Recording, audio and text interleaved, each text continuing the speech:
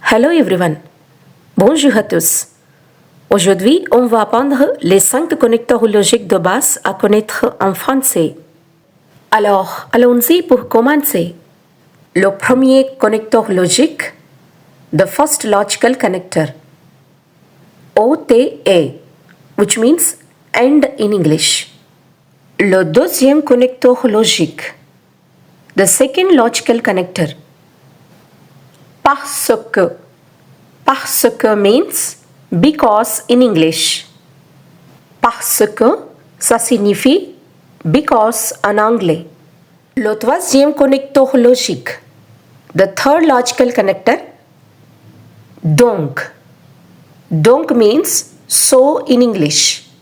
Le quatrième connecteur logique, the fourth logical connector, du coup.